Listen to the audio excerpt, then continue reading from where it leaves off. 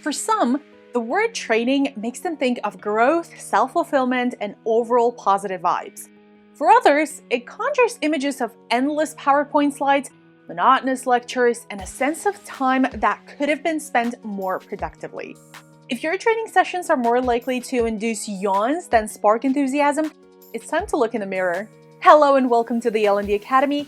My name is Irina, and today we're exploring why training usually fails and how to transform it into an engaging, impactful, and valuable experience for your learners. Reason number 1, training isn't the solution. The first and very likely reason your training isn't working is because it wasn't the right solution to begin with. What happens very often is a performance issue is discovered and the manager says, let's have a training. Customers complaining? Training. Software errors? Training. Conflict in the team? Training. The problem with this approach is that you don't dig into the heart of the challenge. If you truly want to figure out what's going on, you need to ask 2 questions. First, do employees have the knowledge and skills to do their jobs? And secondly, do they have the right attitude and motivation? In other words, do they have the capabilities and do they have the attitude? If we plot these 2 questions on a chart where attitude is on the x-axis and capability on the y-axis, we get 4 possibilities. This is called a performance analysis quadrant, or PAQ. Learning and development, and by extension training, only works in the specific situation when the employees are motivated and willing to do their jobs but are lacking skills and knowledge. L&D can rarely help with attitude problems directly because this is something other people are usually responsible for and handle, like their managers, HR, coaches, mentors, and so on. But what L&D can do is help connect the dots and point to the right solution, even if it isn't training related. Or alternatively, work in a one-on-one setting with the manager to help them solve their problems by themselves. How to fix it? Anytime you get asked to design and deliver training, the very first question out of your mouth should be, what challenge are we trying to solve?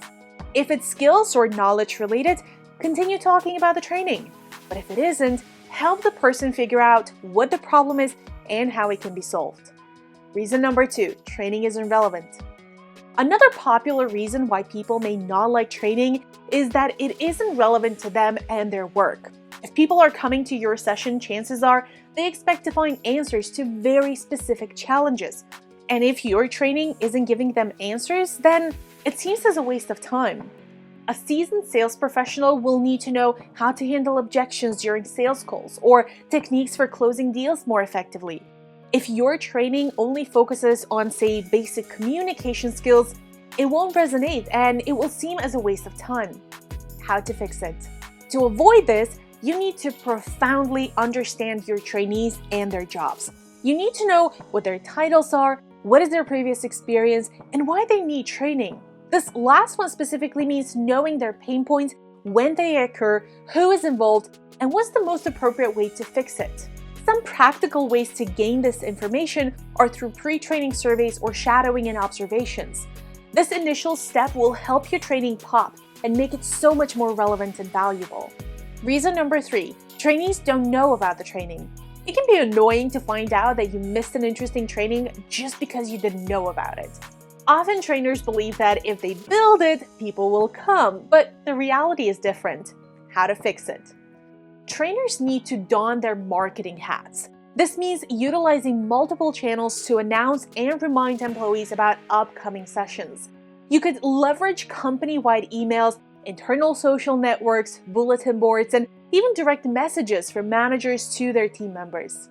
It's also beneficial to communicate the value and the objectives of the training, making it clear how it relates to their roles and their personal development. Additionally, scheduling reminders and providing calendar invites can help ensure the training stays on their radar. Remember, visibility is crucial. If they don't know about it, they can't benefit from it. Reason number 4, training is boring. Some of the most devastating feedback a trainer can receive is that their session was boring. Endless PowerPoint slides filled with text to the brim, long monotonous lectures that seems to have a single aim of keeping the trainer from falling asleep, zero interaction, zero discussion, zero interest. However, As tough as this feedback may be, a smart trainer will see it as a learning opportunity. How to fix it? To combat boredom, incorporate interactive elements like group discussions, hands-on activities, real-life scenarios, and even gamification. Also, consider varying your teaching methods and using multimedia, such as videos or interactive software, to keep the content dynamic. Personalizing the content to resonate with the audience's interests and experiences can also make a big difference. The goal is to create a learning environment that is not only informative, but also stimulating and enjoyable. Remember, when learners are actively engaged, they're far more likely to retain information and apply it in their roles. Reason number 5, people don't have time for training. I really want to, but I don't have time for training. This is a phrase I've heard over and over again, and it's a valid reason. Taking time away from work simply means adding more workload to our already tight schedules and deadlines, causing stress that we really don't need. Does that mean that training shouldn't happen? No, of course not. We just need to be more creative. How to fix it? For one, you need to meet your audience where they are.